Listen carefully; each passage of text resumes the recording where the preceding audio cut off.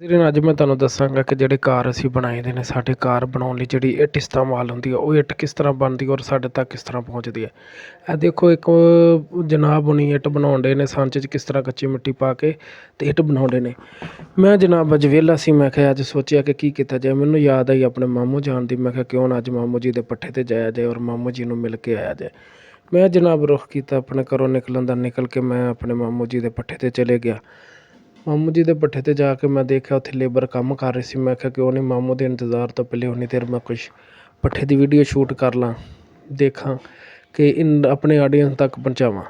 ਜਨਾਬ ਮੈਂ ਜਦੋਂ ਗਿਆ ਅਤੇ ਮੈਂ ਜਾ ਕੇ ਦੇਖਿਆ ਕਿ ਇੱਟ ਕਿਸ ਤਰ੍ਹਾਂ ਬਣ ਰਹੀ ਹੈ। ਇਹ ਜਨਾਬ ਮੈਦਾਨ ਦੇ ਵਿੱਚ ਇੱਟਾਂ ਬਣੀਆਂ ਸੀ, ਜਿਹੜੀਆਂ ਗਿੱਲੀਆਂ ਇੱਟਾਂ ਸੀ, ਜਿਹੜੀਆਂ ਬਣ ਕੇ ਕੱਚੀ ਇੱਟ ਹੁੰਦੀ ਹੈ, ਕਿਉਂਕਿ ਇਹ ਘਰ ਦੇ ਵਿੱਚ ਇਸਤੇਮਾਲ ਉਦੋਂ ਹੁੰਦੀ ਹੈ ਜਦੋਂ ਪੱਕ ਜਾਂਦੀ ਹੈ।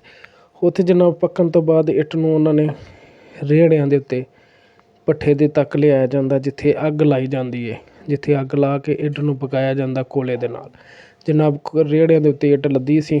ਲੱਦਣ ਤੋਂ ਬਾਅਦ ਇੱਟ ਬੜੇ ਮਹਾਰਤ ਔਰ ਬੜੇ ਤਰੀਕੇ ਦੇ ਨਾਲ ਜਨਾਬ ਭੱਠੇ ਦੇ ਗੇਟਾਂ ਦੇ ਅੰਦਰ ਉਹਨਾਂ ਜੋੜ ਕੇ ਉਹਦੇ ਉੱਤੇ ਲੇਬਰ ਜਿਹੜੀ ਸੀ ਉਹ 'ਤੇ ਪਾ ਰਹੀ ਸੀ। ਉਹਦੇ ਜਨਾਬ ਬੜੀ ਮਿਹਨਤ ਔਰ ਮੁਸ਼ੱਕਤ ਦੇ ਨਾਲ ਉਹਨੂੰ ਉੱਤੋਂ ਫਿਰ ਕਵਰ ਕੀਤਾ ਜਾਂਦਾ ਤਾਂ ਕਿ ਜਦੋਂ ਕੋਲੇ ਦੇ ਵਿੱਚ ਸੁੱਟੇ ਜਾਣ ਅਤੇ ਅੱਗ ਕਿਤੇ ਬਾਹਰ ਨਾ ਜਾਏ।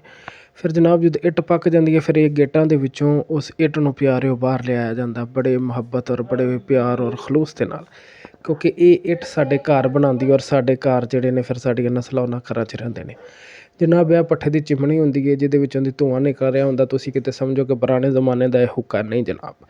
ਜਨਾਬ ਇੱਥੇ ਜਨਾਬ ਮੈਂ ਹੁਣ ਆਪਣੇ ਆਡੀਅנס ਨੂੰ ਵਿਖਾਉਣ ਲਈ ਅੰਦਰ ਵੜੇ। ਅੰਦਰ ਭਾਅ ਜੀ ਅੱਗ ਲੱਗੀ ਹੁੰਦੀ ਹੈ, ਅੱਗ ਦੇ ਵਿੱਚੋਂ ਇੱਟਾਂ ਨਿਕਲ ਰਹੀਆਂ ਹੁੰਦੀਆਂ ਨੇ, ਮਗਰ ਮੈਂ ਤੁਹਾਨੂੰ ਵਿਖਾਉਣ ਲਈ ਅੰਦਰ ਵੜਿਆ ਕਿਉਂਕਿ ਅੰਦਰ ਅੱਗ ਹੈ ਨਹੀਂ ਸੀ। ਮੈਂ ਇਸ ਲਈ ਅੰਦਰ ਵੜ ਗਿਆ। ਜੇ ਅੱਗ ਹੁੰਦੀ ਤਾਂ ਮੈਂ ਕਦੀ ਨਾ ਵੜਦਾ ਜਨਾਬ, ਅਤੇ ਨਾ ਇਹ ਲੇਬਰ ਹੁੰਦੀ।